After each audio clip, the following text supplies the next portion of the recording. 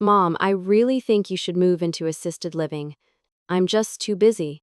I can't take care of you anymore." Those words came right after lunch yesterday. They arrived not as a suggestion, but with the cool ring of something settled, with a finality that echoed through the quiet house. The next morning, Evelyn Smith, 82 years old, put on her oldest dress, the one she wore on special days, and picked up her canvas purse. Her hands, slow but steady, opened the door to the county real estate office on the edge of town. Inside, her voice was soft but unwavering. "I'd like to sell my house today, please. Before the day is out, if possible."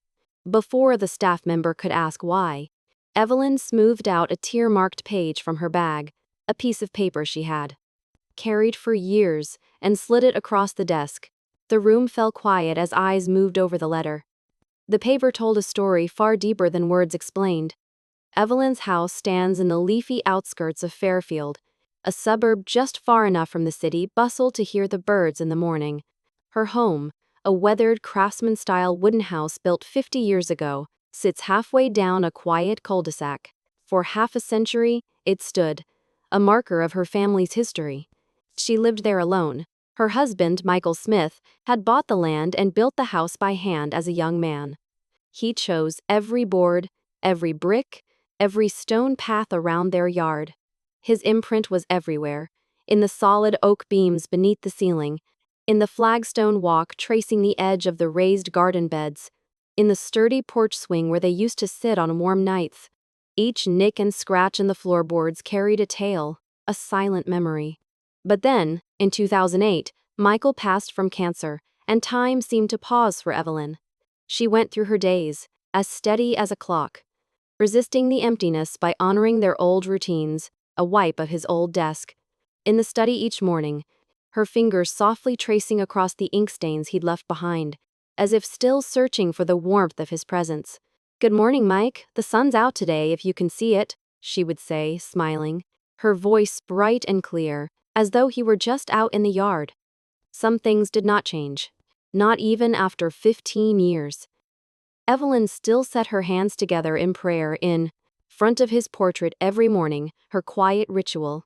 In the spare bedroom, a guest bed made up with fresh sheets waited, always prepared for anyone who might visit. That guest was meant for her only daughter, Susan. But Susan hadn't come home in nearly 3 years. Even so, every Sunday afternoon, Evelyn would set out 2 dinner plates and ladle out chicken noodle soup, a little saltier and richer than usual, Susan's favorite when she was young. "You always did love it this way, didn't you?" she'd remark, knowing no one heard. Yet the habit lingered. To Evelyn, it was her way of holding close what once was.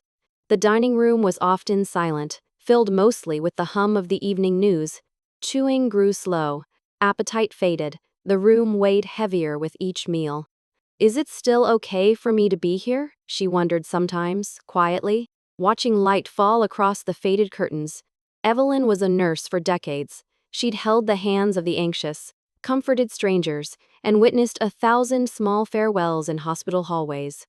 At home, she'd been a gentle mother and a cheerful wife, always putting her family's happiness over her own needs.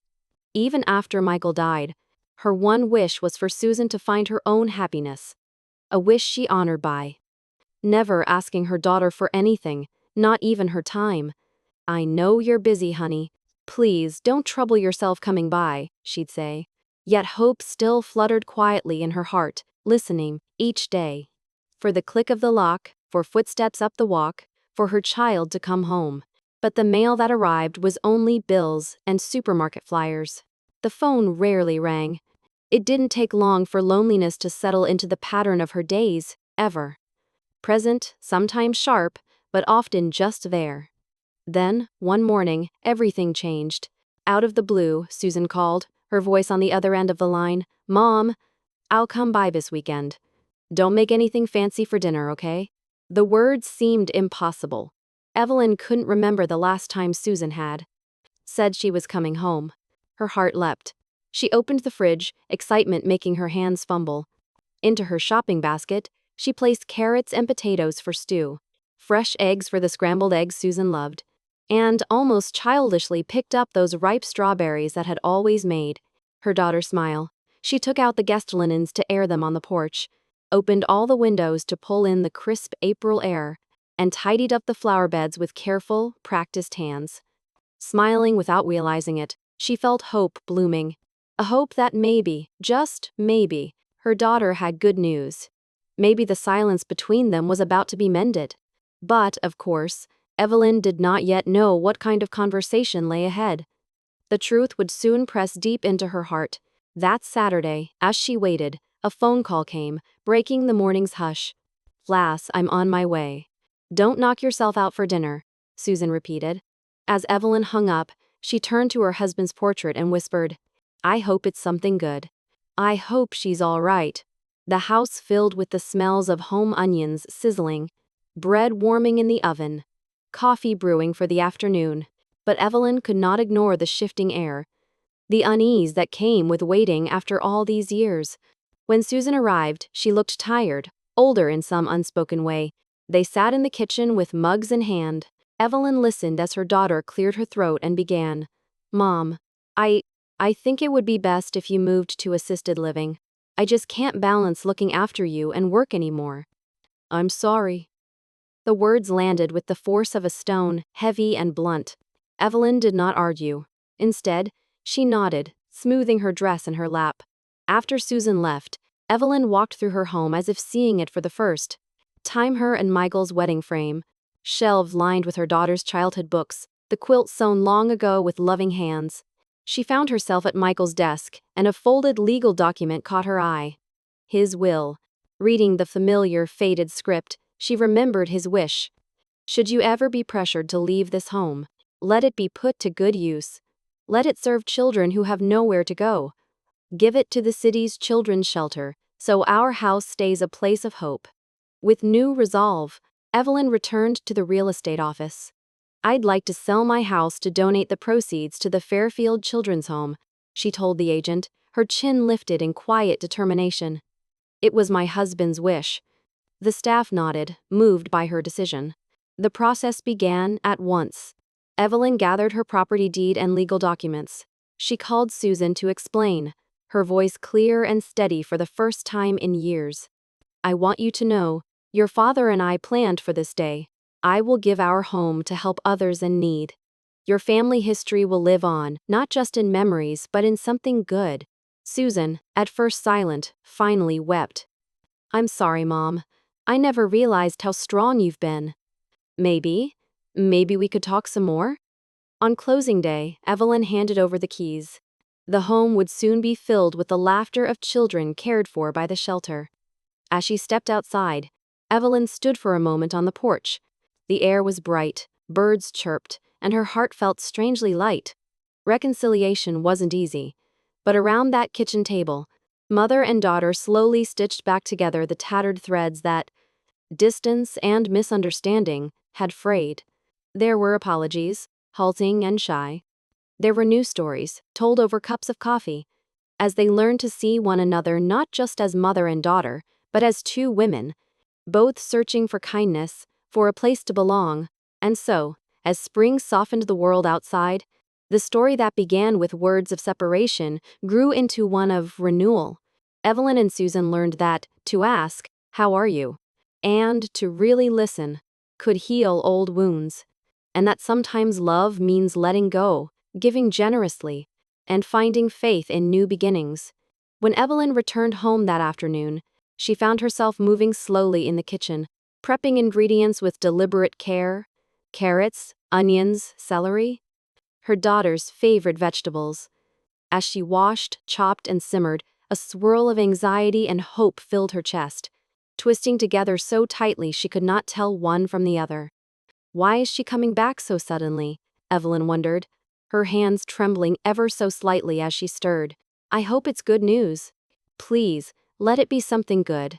Evening fell. As the sky outside deepened to dusty blue, the door swung open, and Susan appeared in the entryway. There was a distant sophistication about her now. A tailored blazer, high-heeled boots, the crisp scent of expensive perfume trailing after her as she set down her purse.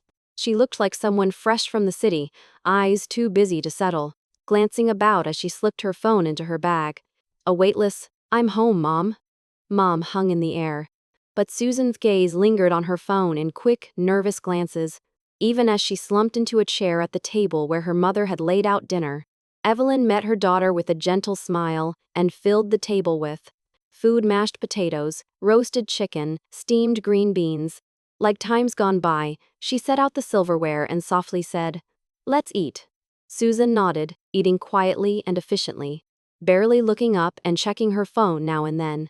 The meal passed in a series of silences, clinking forks, the gentle hush of chewing, an undercurrent of words unspoken. Near the end of the meal, as Susan's plate grew empty, she set her fork down almost reluctantly. "Mom," she began, her tone curiously formal. All warmth drained away as if she were delivering a business report. "There's something I've been wanting to discuss." Evelyn, hands folded in her lap, looked over gently. "Yes, honey?" Susan's eyes flickered. "Mom, I've been thinking. Don't you think it might be time to consider moving into a retirement community?" Time inside the kitchen seemed to come to a halt. The world shrank down to that little table and Susan's careful, rehearsed words. Susan pushed on, voice unwavering. "There's the Maple Grove Senior Residence, you know. It's in town. The cost is about $85,000 a year, but the medical care is excellent, and they have dietitians tracking all the meals. I can cover about 70% of the fees. If you sell this house, it should be more than enough." Evelyn looked down at her mug, staring into the swirl of black coffee as she held onto it with both hands. Susan's delivery was efficient, cold, almost mechanical. "This house, it would be a waste to just leave it empty," Susan continued. "It gets so damp when no one's here. The yard is hard to keep up with, Mom, and you can't be expected to do all that on your own anymore." For a moment, Evelyn tilted her head, then allowed a quiet, wistful smile to touch her lips. "So, you're telling me you won't be moving back here? Not ever?" Her voice was small, nearly lost in the clatter of forks and the tick of the wall clock. Susan hesitated, the words catching just behind her teeth. "No, Mom. I don't think I can," she said quietly. "My work is here now. I have responsibilities, a life to manage. But Mom, there's nothing wrong with moving into a place like Maple Grove. Lots of people do it nowadays, and you'd be safe and cared for." That night, Evelyn climbed into bed but could not sleep. The moonlight spilled through the window, tracing a silver path across the ceiling plaster. Somewhere past the thin wall, in the spare room that used to be Michael's, she thought she could still sense the trace of his gentle presence, the quietude of evenings when he would sit and read, a comfort that somehow lingered in the air. Evelyn's mind spun with fragments of conversation. The house, her daughter, her role as a mother.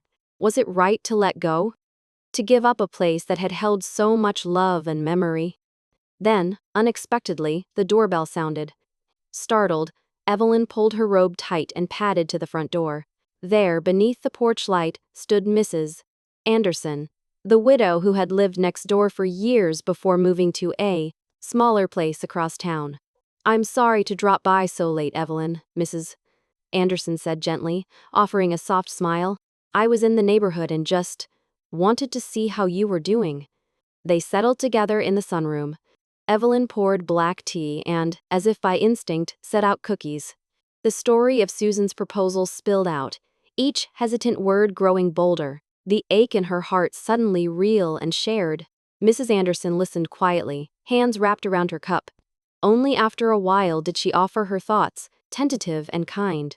"Your daughter, she probably means well, Evelyn. She probably doesn't even realize what home means at your stage of life. Houses, well, there's so much that can't be measured by dollars or square footage. When you've lived somewhere this long, it's not just wood and stone. Home holds memories, the familiar creak of a floorboard, the smell of bread in the oven, the laughter that still lingers after everyone's gone. That's what props us up sometimes. That's all we really have left." Evelyn looked down, silently nodding in the hush that followed. "My husband used to say," she began softly, "should you ever find yourself alone, this house will take care of you. I always thought I understood, but maybe I was starting to forget." Mrs. Anderson squeezed her hand, then rose to leave as the night deepened. Afterwards, Evelyn wandered to the study. Michael's old desk still stood by the window, precisely as he left it. She slid open the shallow drawer, reaching to the very back for a yellowed envelope she had handled countless times but never opened. On the front, in her husband's unmistakable hand, a single word: Will. Evelyn broke the seal and drew out the paper inside. This house was built for my wife and daughter. But if my child should ever turn her back on her mother, I ask that the house be given to someone else who needs a future. Let it serve those with no other place to go. There was no mistaking Michael's careful script. A single tear slid down Evelyn's cheek as she whispered to the stillness, "You always did see everything coming, didn't you, Mike?" And in that simple, silent moment, Evelyn made her choice, not just for herself or even for Susan, but for all the lives the house had sheltered and all the futures it might carry onward, long after she herself was gone. Murmuring softly to herself, Evelyn hugged that letter close to her chest, hands trembling. The words echoed in her mind as she stood there in the hush before dawn, the old paper pressed tight to her heart like a shield against the cold ache inside her. Sleep that night had not come. Instead, Evelyn's thoughts drifted restlessly, wandering through old memories, lingering between the past she held dear and the uncertain future waiting to unfold. Her heart seemed leagues away, searching in silent darkness for answers she was not sure she wanted to find. Morning finally broke, pale and chilly. The early light streamed through the window of Evelyn's bedroom. Cool, thin sunlight, gray around the edges, falling over the faded quilt she'd patched a dozen times. She sat motionless for a long while, the room heavy with yesterday's conversation with her daughter. No, not a conversation, Evelyn decided, but a demand. The suggestion Susan offered last night lay heavy on her chest, a stone too large to swallow. Still, old habits carried her forward. In the kitchen, she boiled water for tea and, just as she always did, paused before Michael's portrait. She offered him a gentle nod, almost a bow, before setting his favorite mug beside her own at the table. He'd been gone for more than 15 years, but Evelyn kept this ritual. Her silent good morning, her small way of holding on to love. For a few moments, Evelyn let routine move her hands. She rinsed the cup, folded the dish towel, set out 2 slices of honey wheat bread, just as Michael would have wanted. It was her anchor, but this morning, she felt fissures running through her heart, little cracks tugging at the edges, threatening to widen at the slightest touch. She heard movement down the hall. Susan was up early, already in her charcoal gray suit, hair pinned up for work. Her daughter moved through the house as if she didn't belong to it anymore. Her voice sharp as she rummaged in her purse and glanced around, clearly searching for something. Without looking up, Susan spoke, tossing the words in Evelyn's direction as though testing the air. "Hey, Mom, did you really think about what I said yesterday? You know, you need to be serious. If you keep putting things off, it'll mess up my plans.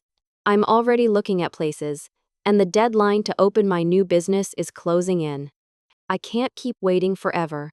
Evelyn set her teacup carefully on the counter, weighing each reply before it left her lips. Her answer was gentle, steady. "I'm sorry, sweetheart, but I'd like a little more time. You have to understand, this house isn't only bricks and paint to me. Your father is still here, in so many ways. Every room is filled with memories. I'm not ready to let go just yet." Susan's face flashed with frustration, and suddenly her voice rose, brittle and bright. "Honestly, Mom, enough already. You can't just cling to this house forever. What good does it do anyone for you to keep living here alone? Opportunities like this don't come around twice. I need your help, or at least for you not to get in my way."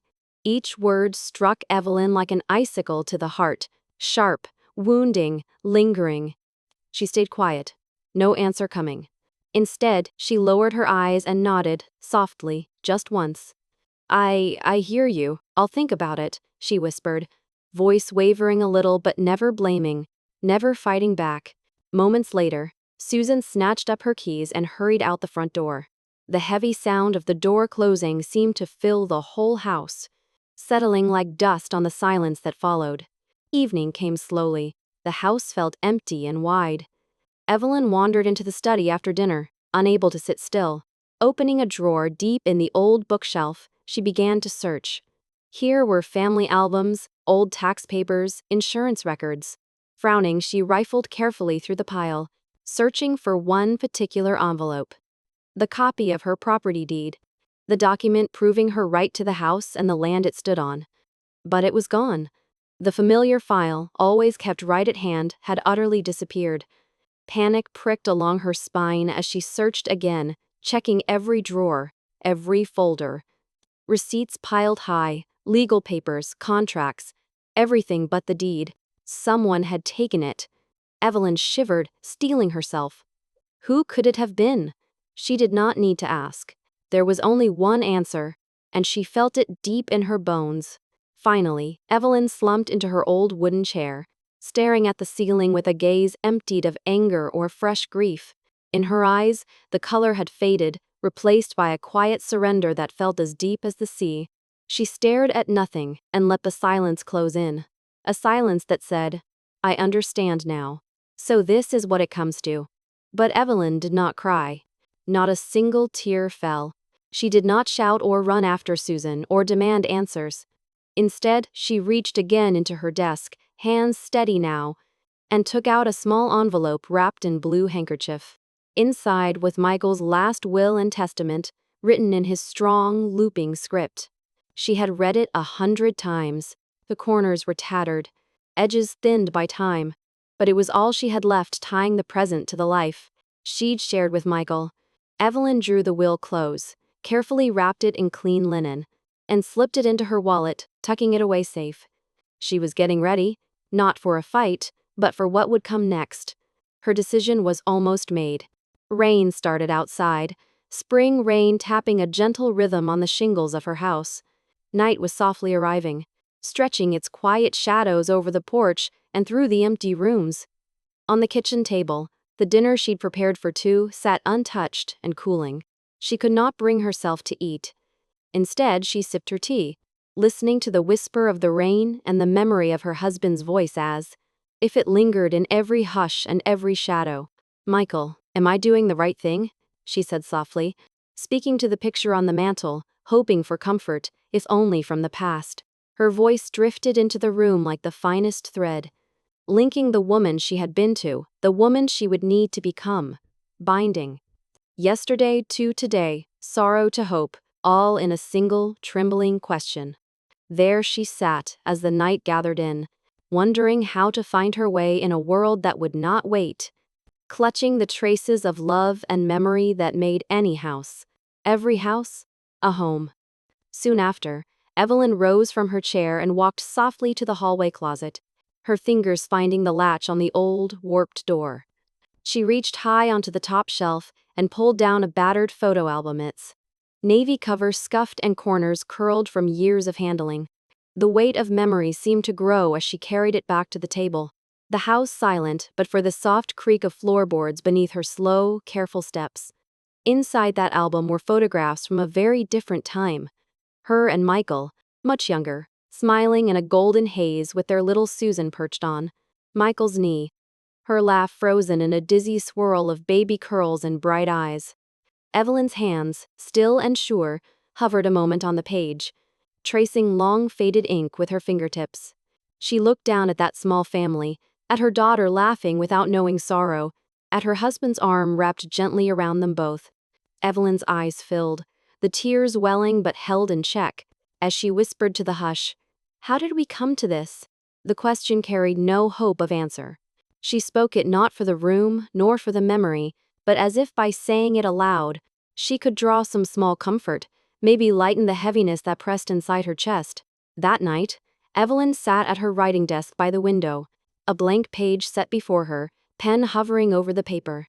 Once, twice, 3 times she formed the first words of a letter, each attempt faltered, the ink scratched out or the page creased in a moment of doubt.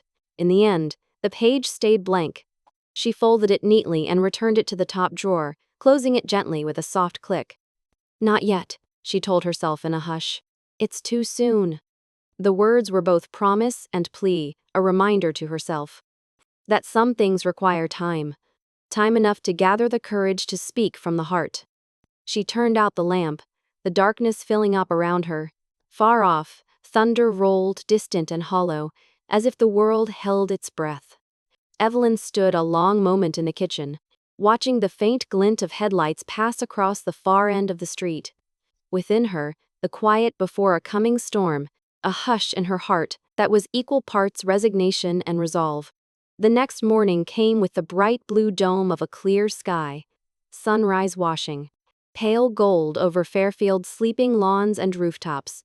The clock on the wall read exactly 8:00 a.m. Evelyn pulled her greatest courage around her like an old shawl, tied it close, and slipped out the door with her purse clutched tight. She drove to the little real estate office by the station, its windows still misty from the morning chill. The jingle of the bell as she entered sounded loud in the small, tidy lobby. A young man behind the counter looked up, setting aside his coffee and greeting her with practiced politeness. "Good morning, ma'am. Do you have an appointment?" Evelyn nodded and met his eyes, sliding a tan, well-used envelope from her bag. "I'd like to sell my house," she said, her voice gentle but steadfast. "If possible, I'd like to start the paperwork today." The agent blinked, surprised, but took the envelope with care. He laid out the contents.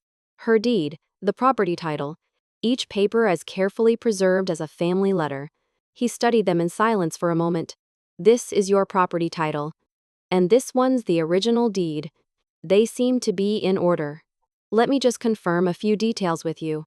As he turned to type into his computer, his voice softened. "And for the payment, would you prefer a wire transfer? Or we can set up escrow for you?" Evelyn shook her head, a certain tension in her jaw. "No, cash please.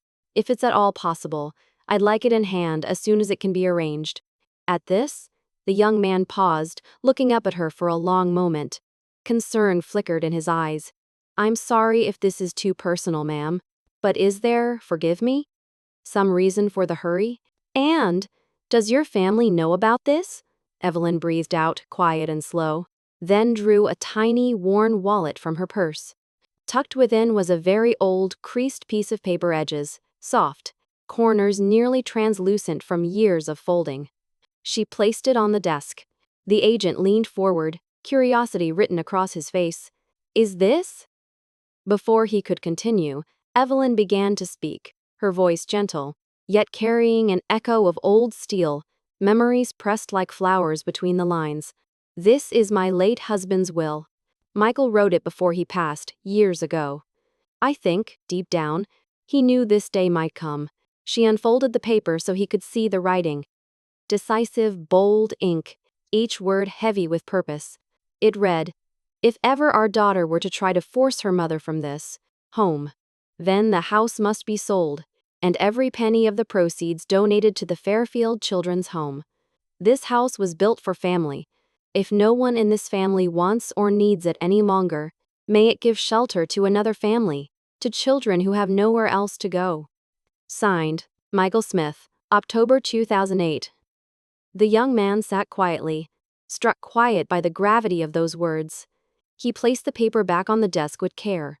Have you told your daughter?" he finally asked, careful, not wanting to overstep. Evelyn smiled, the smallest lift at the corners of her mouth, shaking her head just a little. "No," she replied softly. "I doubt it matters any more. Susan, she's moving on. It's what every parent hopes for, I guess. But me?" She paused, hands folding in her lap. "I am unnecessary now." There was no anger in her tone, no resentment. Only the deep, settled ache of silence pressed down by the years. A kind of pain that, in its quiet, had grown its own wisdom. "I wanted to keep this house. But if it's seen as just an obstacle now, I'd rather, at least, keep Michael's wishes alive. That's all that's left for me to protect." The agent bowed his head, a gesture not just of formality, but of respect for her decision and for the history she carried with her. Outside, the day was just beginning, bright, brisk, and clear. As if the world was ready for something to start anew. "Of course. I understand completely." I'll make sure to take care of all the necessary paperwork here. We'll arrange things so you'll have access to the proceeds in cash as quickly as possible, just as you requested." The young agent rose, a practiced politeness smoothing his features, and inclined his head in respect before turning back to his desk. Evelyn folded her late husband's will again with care, her hands gentle and deliberate, as if handling a fragile keepsake, and tucked the document back into her wallet before closing it quietly. "My husband," these were his words. "He once said to me, 'A house is never just a building. It's where your heart returns, where a family calls home.' I can't forget that. I won't let myself forget." The lobby outside the real estate office glowed white with morning sun as she stepped through the glass doors. Cool, clear light poured onto the sidewalk, bright enough that Evelyn lifted one hand to shield her eyes. The maples and dogwoods lining the river path already wore the heavy green of late spring. Not a trace of their early blossoms remaining, just the uneasy promise of summer rising with each breeze. Another season would soon be closing, her season too. Yet in the midst of it all, Evelyn's steps, though unhurried, felt lighter and surer than they had in years. For the first time in a long while, her back was unbowed as she walked, no longer shuffling with her gaze low, no longer lost in the undertow of memory. She moved forward, quiet but purposeful, toward an entirely new kind of future. Not the one she'd mapped out with Michael or Susan decades ago, something unknown, and yet somehow clear. Later that afternoon, Evelyn had just returned from the real estate office, her purse resting at her side and official forms tucked carefully inside, when she paused at the old sun porch behind her house, a favorite spot where dappled light crossed the floorboards, and breezes ruffled the lace curtains. She sat down gently on the bench, a steaming mug of tea warming her hands, eyes drifting over her backyard garden. The azaleas by the cedar fence quivered in the breeze, their blooms fading but still bright against the deep green. Then, from a distance, came the hurried slap of sneakers on concrete, racing footsteps out of sync with the peaceful hush of her yard. She looked up. Just then, Susan burst in through the back door, face flushed, chest heaving, her hair escaping its tidy bun. "Mom," Susan called, her voice raw and wobbly, as if she'd been running for miles just to make it home. Evelyn set her mug quietly on the table and waited for her daughter to catch her breath, betraying neither surprise nor annoyance. "What is it, Susan?" Susan wiped her brow, gulping air as she steadied herself. I heard from someone at the real estate office. Are you really selling the house? Just like that? Without even telling me? How could you do that, Mom? How could you decide something so big on your own?" At her daughter's words, Evelyn let her gaze fall. For a moment, she was silent. Then, lips pressed in a fine line, she let out a slow, trembling sigh. "On my own? Yes. Maybe you're right," she answered quietly. Susan, blinking back tears, shook her head, words tumbling out one after another. "I'm sorry, Mom, I mean it. I was just so tired from work and everyone always needing something, every single day. And I know I haven't been here for you, and now, all of a sudden, you're just up and leaving. I never wanted to drive you out, I swear. That was never what I meant." Evelyn made no immediate reply. Instead, she stood, posture still graceful after 80 years, and walked slow but determined across the room to the mantel where Michael's photo stood, framed in oak. She took it in her hands, holding it as she might a relic from another world. Turning back, Evelyn's voice carried a low music, the ache of memory, and something else too, a truth as old as loss. "But when you said what you did, when you told me you wanted me to leave, that you couldn't look after me, it sounded, in my ears, a lot like you were saying, 'I wish you'd just go.' Even if you didn't mean it that way, that's how it reached me." Susan clapped a hand over her mouth, shoulders trembling, hot tears flowing freely down her face. She broke, collapsing into herself in silence, her apology lost to the hush. "This house," Evelyn said, letting her fingers brush the frame, "was built by your father for the three of us. He got up at sunrise every day for years to oversee every last nail, every tiny change in the blueprints. He always said, "This house, this is where we watch over each other's hearts, where family holds on to each other." I never really understood just how true that was until now. With a gentle sigh, she cradled the photo, closing her eyes before continuing. When he was in the hospital, sick and tired and so small in those white sheets, he held your hand and he held mine too. He made me promise, if there comes a time you have to stand here alone, let this house be a lantern for you, a light that never goes out. Promise me you'll keep it that way. Susan's face crumpled anew, shoulders racked with fresh sobs. I never realized, Mom. All the things that matter most, I just let go. I forgot about everything truly important. The room, filled with the low hum of the air conditioning and distant birdsong, seemed to vibrate with the weight of that sorrow. For a long moment, Evelyn said nothing. Then, she moved slowly to Susan's side and, without a word, placed one hand gently on her daughter's narrow shoulders. "I'm not angry," Evelyn said, her voice barely more than a whisper. "Just lonely sometimes. What hurt wasn't what you said about money or needing to sell this house. It was that I felt you'd stopped seeing me. I could have managed anything if you'd just asked how I was. Or checked in. Not out of guilt or duty, but simply because you cared." Susan pulled a tissue from her pocket, dabbing her eyes, nodding through the heavy ache in her chest. "Please, Mom, don't sell the house. Not now. Please, let's try again. Will you forgive me? Let's see if we can find a new way forward. Together. Let's come home again." Evelyn, still facing Michael's picture, placed the frame gently back on the mantel, then folded her palms quietly. "Michael," she said, voice a thread, softly woven with regret and hope, "I'm sorry. I couldn't keep every promise. But maybe, just for today, I'll try believing once more.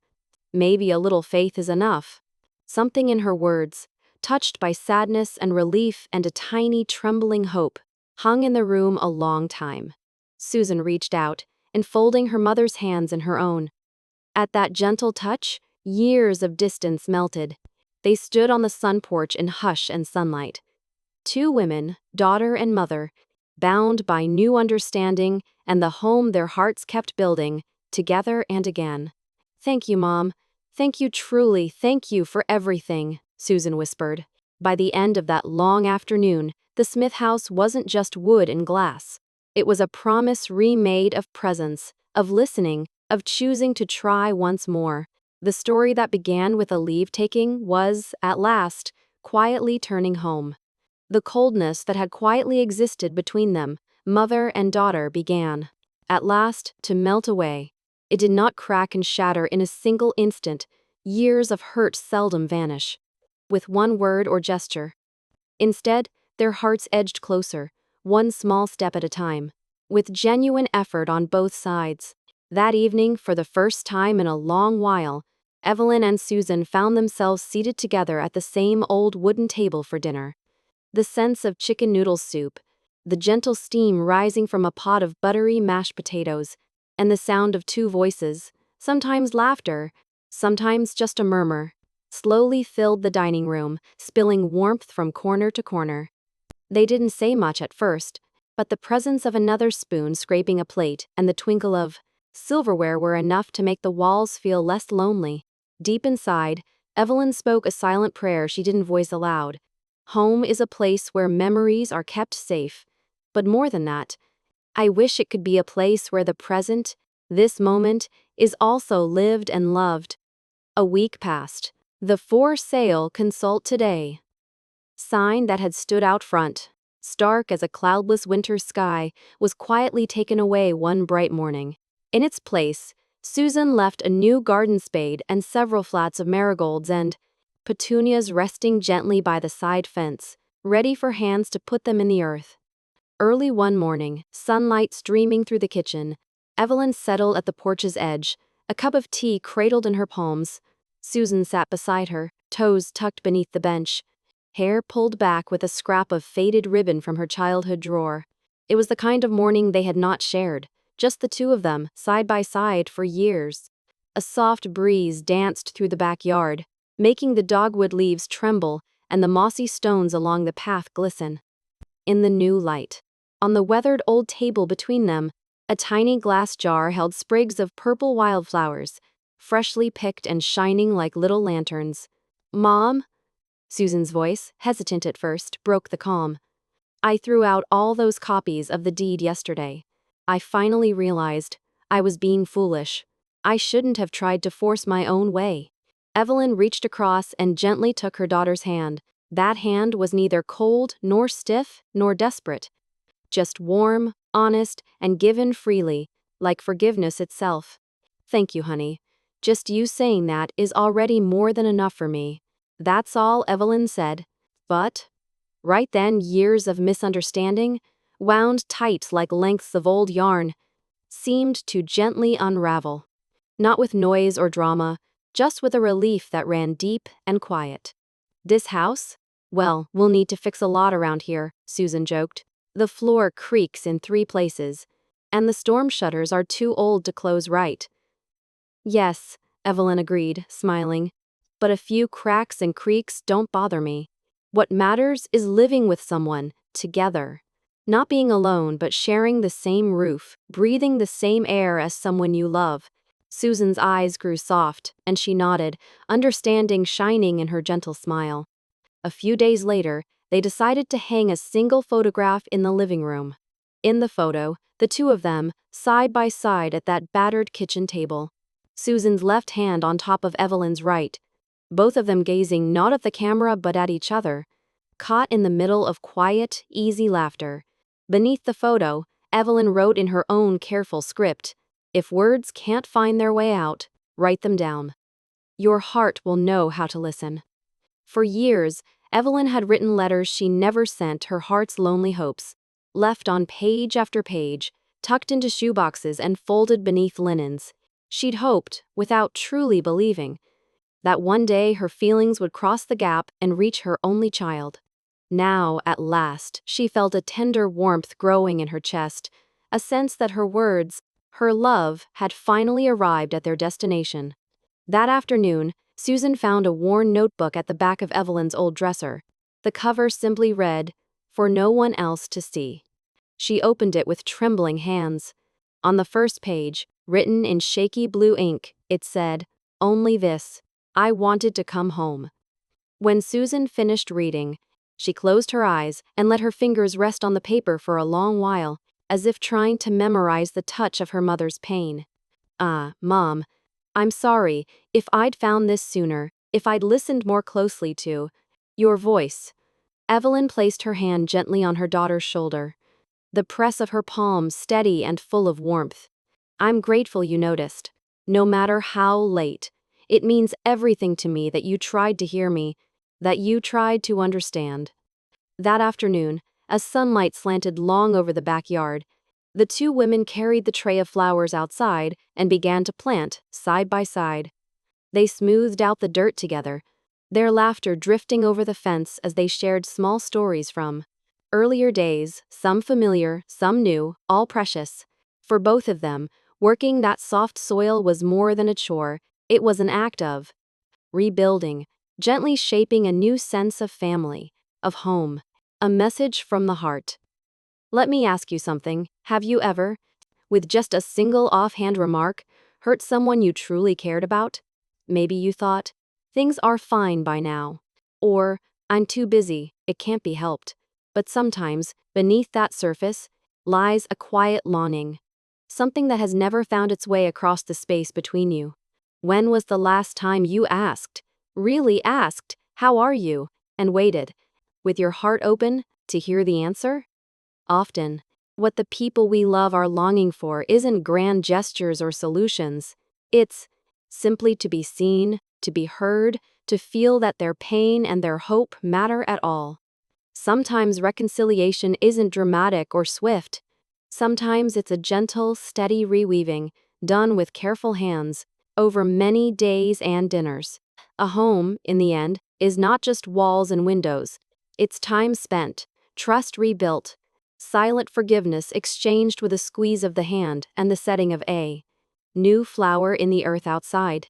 If you cannot find the words, write them. If you cannot write them, sit quietly and let the silence speak for you. The heart listens, even then. May you find the courage to reach for one another. And may your own home, wherever it may be, fill with voices, laughter, and love that outlasts the quiet. And now is the time reach out and listen. Just ask, how have you been lately? Sometimes, the simplest question is all it takes to lift a heavy heart. There are things in this world that money can never buy. Among them is the act of truly being there for someone's heart. That quiet presence, that open-hearted listening, these simple acts can hold a power strong enough to change a life. Thank you for staying with this story to its very end. I hope you'll come back again soon to hear another story, maybe about some other someone out there in the world. But for today, why not reach out to someone dear to you, someone who matters, and ask gently, honestly, how are you doing? In a world that's always moving, where worries about money, time, and duty seem so urgent, remember, sometimes the smallest kindness has the greatest meaning. What matters most is showing you care, letting another heart find shelter in your words, even if just for a moment. Until next time, take care of those close to you. Cherish the quiet questions. Listen truly to the answers. The heart knows what it needs. You only have to ask.